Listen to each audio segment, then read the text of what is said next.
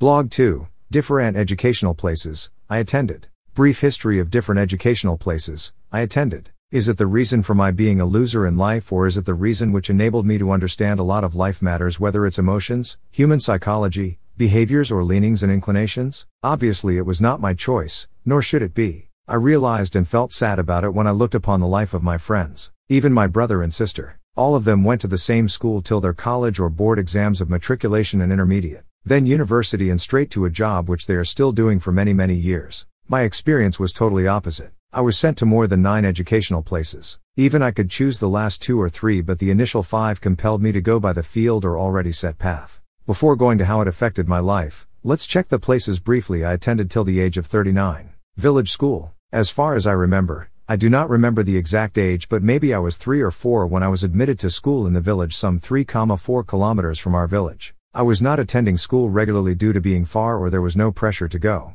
My father was doing a job in a big city very far from the village. He visits a few weeks a year or 6 months. I remember the feeling of pressure when I was ordered to read the lesson and I could not. Slowly I learned to read, and just after a few months of school, we moved to Karachi. Government school in Karachi. My father had a government job in Karachi, so he decided to move us there. It was not that motive, but something happened, like a fight between tribes or castes, and all the people from the village migrated to some other places. Later they returned. We also went to a village on vacations. We have lands there. I was admitted to class 2. Government school was not considered good for education. The main memory I can share is the teacher beat all of the class with a stick on hand a day before exams just to frighten us to prepare for exams. Sindh Model School. When I completed class 5, we moved to another vicinity and my father changed my school from government school to a private school named Sindh Model School where I was. As far as I remember, we moved to Karachi when I was admitted in class 5, which I had already passed. It was a good school. I was very happy with the friends I had.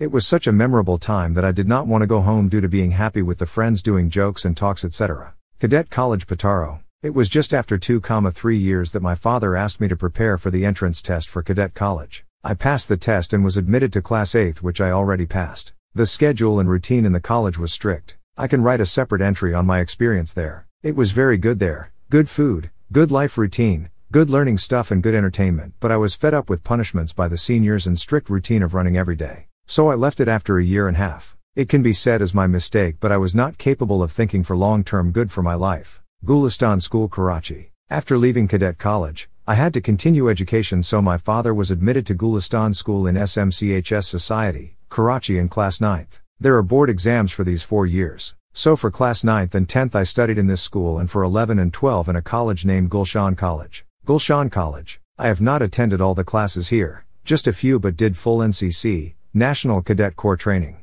It was a board exam, so many students rely on notes, guest papers to pass the exam. It is pitiable in Pakistan that the majority just memorize the answers and write in the exam. So did I. I had no interest in physics, chemistry, biology, or mathematics. I was fond of books on history, literature, politics, etc. In my previous school I enjoyed reading some subjects like social studies, English, Sindhi. Science subjects were interesting to me, but in Pakistan those are not educated to just pass the exam, not to build pupils' interest to go through research, etc. So I was caught in these subjects and wrote notes to memorize for exams. Then it became necessary for me to be admitted in engineering for inter level, and then in university in textile engineering, even if I wished to study fine arts or literature. Mehran University of ENG and Tech. To get admission in this university, I had to pass the entrance test, and for that I memorized a book of questions and answers named ECAT by locking myself in a room for 2 months. I memorized all the questions. This is the age if all energy supplied to any task in life. It is the best and prime age to crack all the difficulties in the way, but my 2 months memorizing thousands of questions worth nothing except getting admission in textile engineering, in which I could not do any progress. Rather I focused on what to present in university functions or events as a one-man show, rather focus on the study and thesis for future jobs. I was just making comprehensive short-listed notes and memorizing to pass the exams. This technique was not working for engineering, drawing and electronics, so I failed many times in these subjects and finally passed anyhow by practicing the numericals and equations. I was turned back 2 times. Firstly, when I tried to kiss a girl persuaded and influenced by movies, and second time when my attendance was not enough to progress in the next term or semester. I had a great time at university. My best friends were from Sindh University, which is for all other subjects than engineering.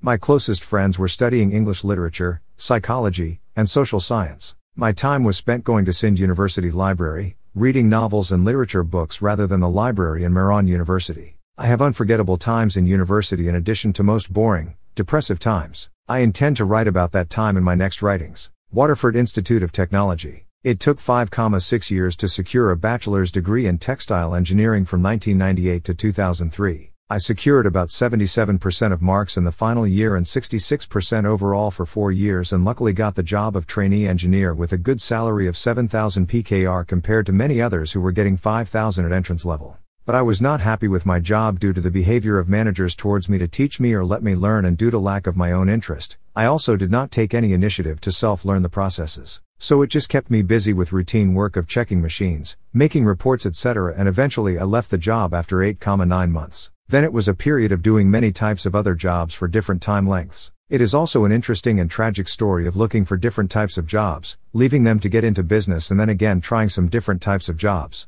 I will write about it in my next blog. I did these types of jobs and a business until 2012, when I prepared to leave the country and was admitted to Waterford Institute of Technology College in Ireland. Again, I was not free or entertained to study journalism or any arts subject, but was bound to be admitted to the engineering field, and it was Masters of Innovative Technology Engineering. I was approached by some guys to leave the college, get admission in a cheaper college, and do odd jobs to make money like many other Pakistanis do whose sole purpose is to settle. But I don't know why I continued studying, hoping I will get a job after it. I had a very bad time putting my heart and soul or interest into studying and focusing on these subjects. I only loved entrepreneurship, in which I presented a comedy skit for a task to do. I was failing in subjects, therefore, hardly passed without doing thesis, and secured postgraduate diploma instead of master's. Even on that degree, when I returned to Pakistan and was hyped to get job due to forgin degree, I failed to get job in Zyman, textile or other companies, rather end up as distributors claim handler job in Zoffa Pharmaceuticals. Halmstad University, Sweden. Since I was regretting returning from Ireland, I prepared again to go abroad and got admission in Halmstad University in Sweden.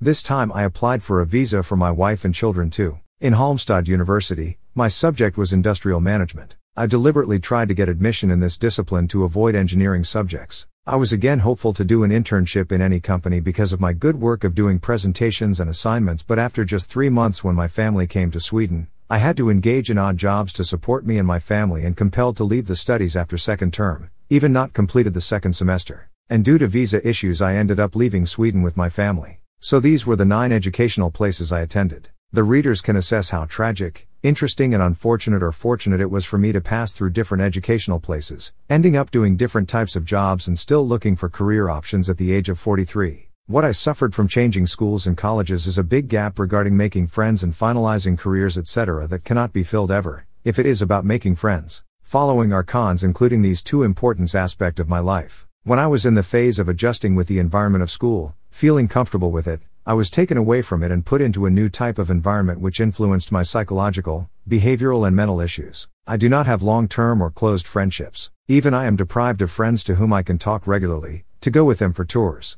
Camping and adventuring with them is a luxury, but I was deprived of even having coffee or tea with people. Changing institutes again and again did not let me choose a particular career. I was not in any decisive position to finalize my career and work for it. It results in making me always in survival mode, doing different types of odd jobs. It even not let me go to a bar to have a drink with someone I know, or tea or coffee with a person I know. Making friends and enjoying life with them was impossible. Marriage and family can be said to be reasons to some extent, but changing educational and places environments made it a mess from which it was difficult to choose a path and pursue it. These are many other repercussions of not being led in one educational place till the end or for long term, but above stated are the main and enough to make one a loser or different in life. On the other hand, there are some pros, and here are these. Meeting different types of people, experiencing different types of environments, and many aspects which can make you mentally strong and not be taken away by particular thinking, mode or approach to life. I experienced a different approach to education from each place I studied. I have noted what type of education is given in government schools, how much a private school is concerned about educating students, what is the strategy of cadet colleges for provision of education and training to its students, and lastly how they treat. I explored many types of educational and behavioral environments. It made me mentally strong to be adjusted in any type of environment. It enhanced my coping power to deal with stress, trauma and any type of anxiety. And I have seen different colors of life. Having free time has become a positive phenomena for me to at least figure out somehow intending or planning what to do in my remaining life. One of which is to write all about my past experiences and opinion on subjects I passed through, and intend to claim those moments I was deprived of. On the other hand, it made me poorer when it was about feeding my family. But I am hopeful that maybe I will figure out some ways to make money and lead a life I want. We are waiting for visa and job permission, but I promise that I will not leave the writing which I started. I request the readers to comment, though I will write all about my life experiences in coming blogs, but readers can ask details in every blog. That will make it easy for me to write. Also, I request readers to suggest, but I think one needs to know everything first. So please do not hesitate to ask and comment. Lastly, I request readers to share this as much as they can. My purpose here is to express myself, talk about my opinion, perspective, talk about issues, show my work, and more importantly make friends and engage with them as much as possible. Thank you very much for listening.